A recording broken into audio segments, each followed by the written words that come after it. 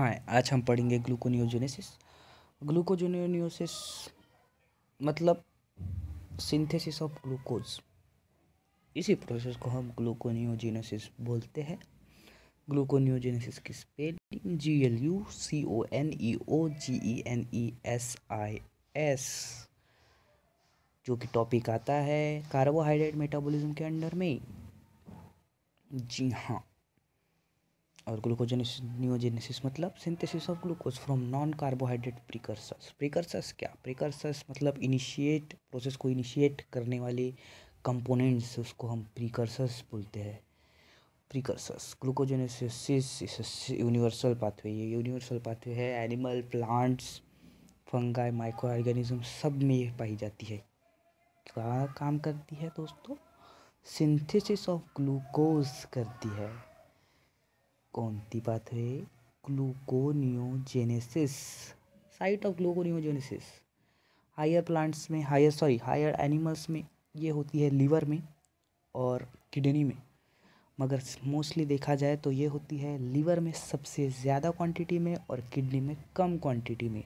But और एक बात याद रखिएगा, नॉर्मल कंडीशंस में ये लीवर में 85% से 95% तक पाथवे कंप्लीट होती है लीवर में नॉर्मल कंडीशन में, और बाकी की बची हुई 15 से 10% जो प्रोसेस है वो किडनी में कंप्लीट होती है। बट जब body, human body, animal body जब स्टारवेशन में हो या फिर मेटाबॉलिक एसिडोसिस हो रहा हो उसकी बॉडी में, जो कि कब होगा? जब स्टारवेशन होगा, जब फूड नहीं जाएगा, तब किडनी ग्लूकोनियोजेनेसिस 50% करती है। सिंथेसिस ऑफ ग्लूकोज 50% किडनी से होता है, किडनी कंट्रीब्यूट करती है उसमें। इसी के वजह से जब बॉडी स्टारवेशन में जाती है तो लीवर का कंट्रीब्यूशन ग्लूकोनियोजेनेसिस में कम हो जाता है और किडनी का बढ़ जाता है। नहीं तो नॉर्मल कंडीशन में लीवर का कंट्रीब्यूशन ज़्यादा रहता है ग्लूकोनियोजेनेसिस में, ग्लूकोज को सिंथेसिस करने की प्रोसेस में। सॉरी, खांसी आ गई थी। अब हम देखेंगे प्रिकर्सर्स, कौन से जो प्रिकर्सर्स है जो शुरुआत करते हैं ग्लूकोनियोजेनेसिस के प्रोसेस को। तो 3 प्रिकर्सर्स होते हैं, जिसमें से है 3 glycolytic products like lactate, pyruvate and glycerols. ये एक तरह का प्रिकर्सर हो गया। दूसरा प्रिकर्सर साइट्रिक एसिड साइकिल के इंटरमीडिएट, साइट्रिक एसिड साइकिल, ये हम बाद में पढ़ेंगे, मगर उसका second precursor citric acid cycle के इंटरमीडिएट्स। और last precursor some amino acids like lysine, leucine. मैंने शुरुआत के वीडियोस में आपको सब के सब अमीनो एसिड बता दिए थे दोस्तों, तो आप वो देख लेना। तो तीसरे प्रिकर्सर है अमीनो एसिड, और उसी को हम ये प्रोसेस में वो प्रिकर्सर का काम करते हैं, इसलिए ग्लूकोजेनिक अमीनो एसिड बोलते हैं दोस्तों। क्यों बोलते हैं? क्योंकि वो ग्लूकोनेसिस के प्रिकर्सर्स है। ठीक है, चलो। हाँ, बट इसमें एक एक्सेप्शन ये है कि लाइसिन और ल्यूसिन एक मात्र है जो कि ग्लूकोनियोजेनेसिस में पार्टिसिपेट नहीं करते। मैंने आपको लाइसिन और ल्यूसिन पहले बताया होगा गलती से, बगर नहीं, उनको छोड़ के बाकी के जो अमीनो एसिड है वही सबस्ट्रेट बनते हैं ग्लूकोनियोजेनेसिस में। लाइसिन और ल्यूसिन सबस्ट्रेट नहीं बन पाते ग्लूकोनियोजेनेसिस के, क्योंकि वो प्रोड्यूस करते हैं एसिटिल को ए। इसका मैं अभी आपको एक्सप्लेनेशन दूंगा। लाइसिन और ल्यूसिन सबस्ट्रेट क्यों नहीं बनते ग्लूकोनियोजेनेसिस के? क्योंकि वो एसिटिल को ए को प्रोड्यूस करते हैं। और यही है हमारा अगला टॉपिक कि एनिमल सेल्स में ग्लूकोनियोजेनेसिस 3 से 4 कार्बन प्रिकर्सर्स कैरी आउट करता है, मगर but not from 2 acetyl carbon of acetyl को ए। एसिटिल को ए एक एसिड है जिसके कार्बन से ग्लूकोनियोजेनेसिस कैरी आउट नहीं हो सकता। Animal cells have no way to convert acetyl CoA to pyruvate और एक्सोलोएसीटेट। मतलब एनिमल सेल एसिटिल को ए के द्वारा एसिटिल को ए पाइरुवेट या फिर ऑक्सैलोएसीटेट में कन्वर्ट नहीं कर सकता, और इसी कारण वो ग्लूकोज सिंथेसिस नहीं कर पाता। इसीलिए fatty acids are not separate of gluconeogenesis in animal because some fatty acid yield only acetyl CoA. इसी के कारण है दोस्तों कि फैटी एसिड भी सबस्ट्रेट्स नहीं है ग्लूकोनियोजेनेसिस के। तो इसके पहले हमने क्या देखे, लाइसिन और ल्यूसिन, यही दो अमाइनो एसिड बाकी अमाइनो एसिड में है जो कि सबस्ट्रेट नहीं है ग्लूकोनियोजेनेसिस के। और इनके साथ और एक क्या कौन सा कंपोनेंट जुड़ गया है, फैटी एसिड्स। क्यों? क्योंकि वो प्रोड्यूस करते हैं एसिटिल को ए डिग्रेडेशन के बाद, ठीक है। बट ये सिर्फ हालात एनिमल सेल्स में होती है। कुछ ये हालात जो कि एसिटिल को ए को कन्वर्ट नहीं कर पाती या फिर ग्लूकोनेसिस कैरिएट नहीं कर पाती, वो सिर्फ एनिमल में होता है। इसके अलावा प्लांट और माइक्रो ऑर्गेनिज्म में यह क्षमता है कि वो एसिटिल को ए को कन्वर्ट करे ऑक्सैलो एसीटेट में।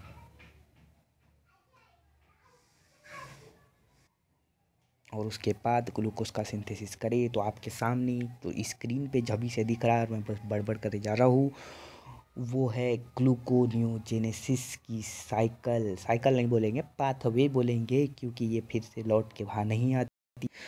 तो ये है उसके प्रिकर्सर, जैसे कि मैंने आपको बताया था, लैक्टेट, पायरुवेट, ग्लिसरॉल आपको दिख रहा होगा, लैक्टेट भी दिख रहा होगा, पायरुवेट भी दिख रहा होगा। नीचे की तरफ देखिए, लैक्टेट दिख रहा है, पायरुवेट दिख रहा है, अलानिन दिख रहा है, अलानिन जो कि अमाइनो एसिड है, अदर अमाइनो एसिड भी दिख रहा है। और एक्सोल एसीटेट में कन्वर्ट हुआ, फॉस्फोइनॉल पायरुवेट में कन्वर्ट हुआ, फिर ग्लिसरॉल 3 फॉस्फेट बना, फिर ग्लिसरॉल, इधर का भी एक साइकिल है, इससे बना। और लास्ट में क्या सिंथेसिस हुआ दोस्तों, ग्लूकोज सिंथेसिस हुआ।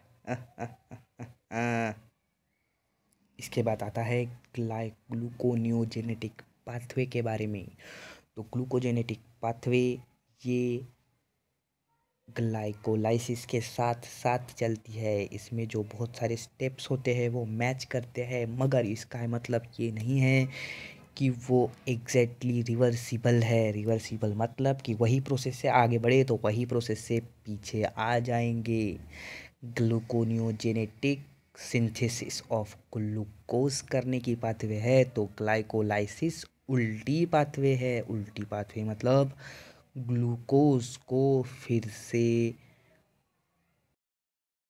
पता सिंथेसिस होने के वहाँ पे लाना, मतलब पायरुवेट में या फिर पायरुविक एसिड में, उसको हम ग्लाइकोलाइसिस बोलते हैं।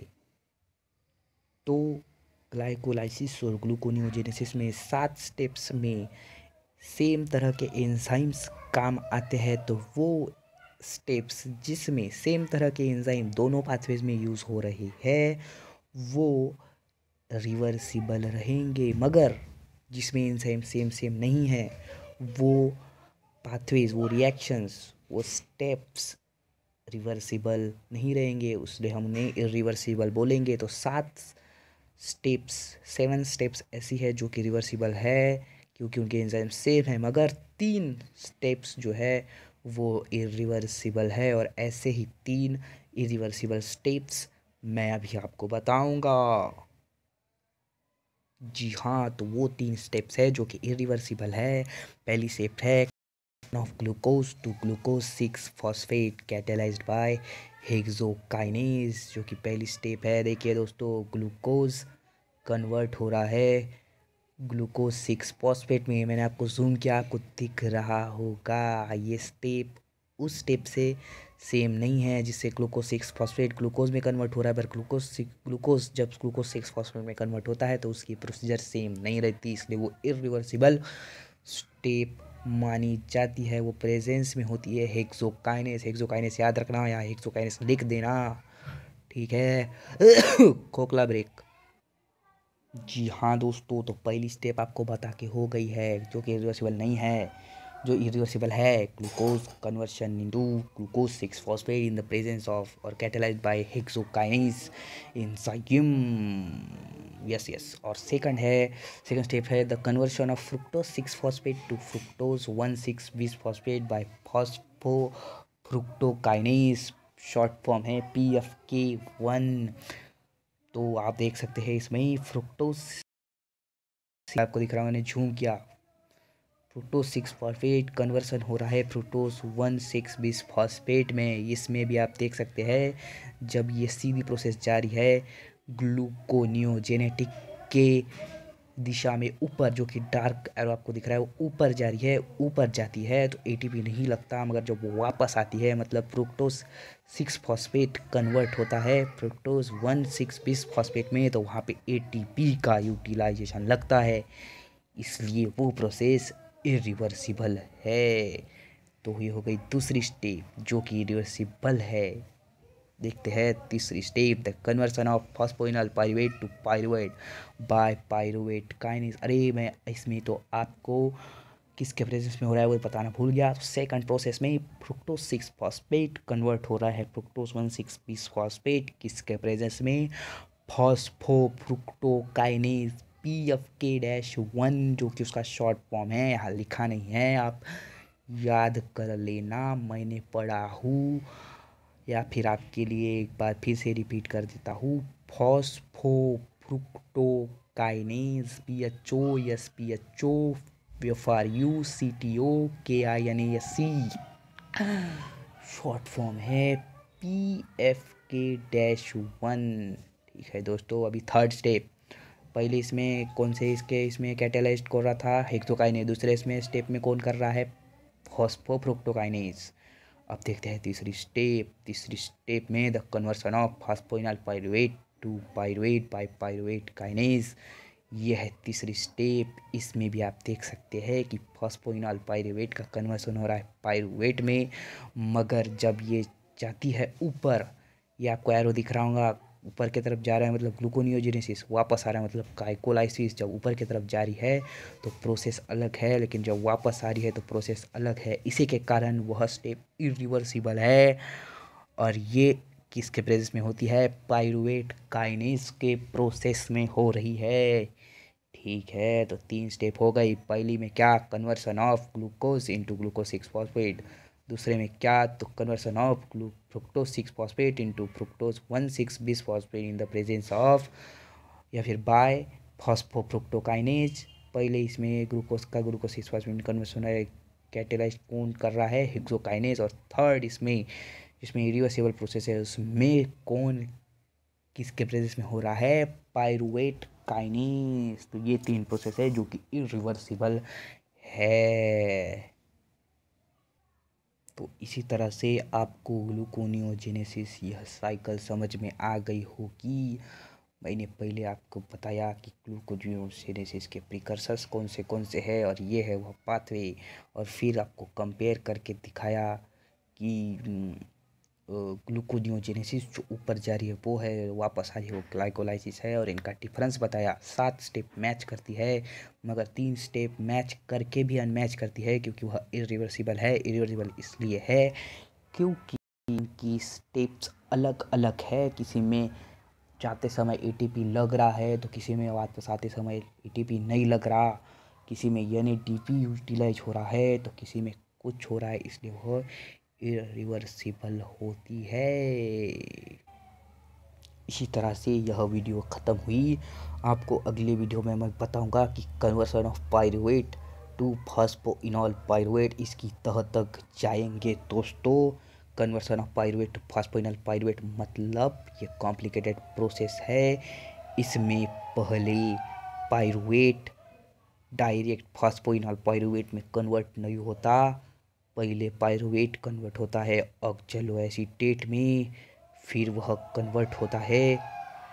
कोई तो भी चिल्ला रहा है, रुको, चिल्ला के हो गया है उनका। तो पाइरुवेट सबसे डायरेक्ट फॉस्फोइनॉल पाइरुवेट में कन्वर्ट नहीं होता, तो पहले कन्वर्ट होता है ऑक्जेलो एसीटेट में, फिर ऑक्जेलो एसीटेट कन्वर्ट होता है फॉस्फोइनॉल पाइरुवेट में। किसी के तो भी प्रेजेंस में ये थोड़ी डिटेल्ड प्रोसेस है, ज़्यादा नहीं, थोड़ी डिटेल्ड प्रोसेस है। इसमें क्या बोलते हैं, 2 रिएक्शंस है, वो अगली वीडियो में जल्दी से ख़त्म कर दूंगा। ये 14 मिनट 32-33 सेकंड की वीडियो हो रही है, इसलिए मैं ये वीडियो समाप्त करता हूँ। बाय।